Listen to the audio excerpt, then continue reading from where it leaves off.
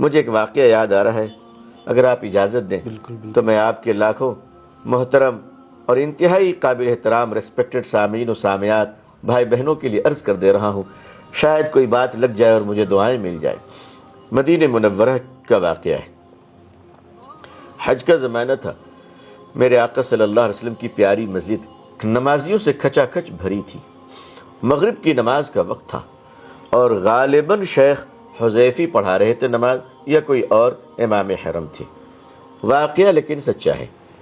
مغرب کی نماز کا وقت، اور اس وقت یہ سہولت تھی کہ لوگ کوشش کر کے پہلی صف میں پہنچ جایا کرتے تھے ماشاءاللہ۔ آج کل ذرا مسائل ہے، جہاں جگہ ملے وہیں کھڑے ہو جائیں، ادب سے میرے آقا کی مسجد ہے صلی اللہ علیہ وسلم۔ تو پڑوس کے ملک کا ہمارا ایک بھائی پہلی صف میں ذرا امام صاحب کے فاصلے پر ان کو جگہ مل گئی مغرب کی نماز کے لیے ماشاءاللہ۔ خوش نصیبی ہے بھائی، خوش نصیبی ہے، ہم تمہارے نصیب پہ ناز کرتے ہیں۔ ان کے جیب میں موبائل ہے اور موبائل کے انکمنگ کال کے رنگ ٹون میں پنجابی گانے کی دھن لگی ہوئی ہے، پنجابی گانے کی دھن لگی ہوئی ہے۔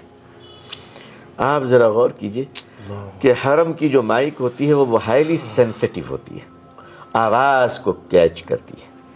مغرب کی نماز کا وقت ہے، میرے آقا صلی اللہ علیہ وسلم آرام فرما رہے ہیں، آپ کی مسجد ہے جہاں مصلی پہ امام صحابی قیرت قرآن کریم کی تلاوت بڑے ادب سے کرتے ہیں کہ میں یہاں قرآن پڑھ رہا ہوں، وہاں روضے میں صاحب قرآن سماعت کر رہے ہیں، حضور صلی اللہ علیہ وسلم خود سن رہے ہیں۔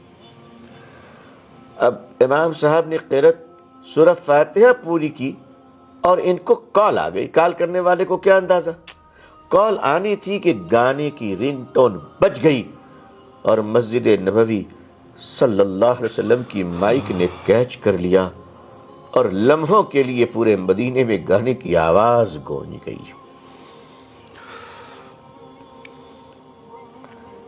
یقین جانیے اللہ میرے آقا صلی اللہ علیہ وسلم کی اس امت کو معاف کر دیجئے۔ میرے آقا صلی اللہ علیہ وسلم اپنی امت کو اپنی شفاعت نصیب فرمائیے۔ یہ امت محبت کرنے والی امت، تصویر لینے والی اور سیلفی لینے والی امت بن گئی۔ امام صاحب نے نماز سے فارغ ہو کر صرف مائک پہ اتنا کہا اور رونے لگے، لوگوں یہ تو دیکھ لو کہ تم کہاں ہو۔ جہاں آنے کی تمنا میں لوگ تڑپتے۔ اسی لیے میں بہت چھوٹا آدمی ہوں، میں یہ گزارش کرتا ہوں خدا کے واسطے موبائل اور اس کے کیمرے پہ قابو پا لیجئے۔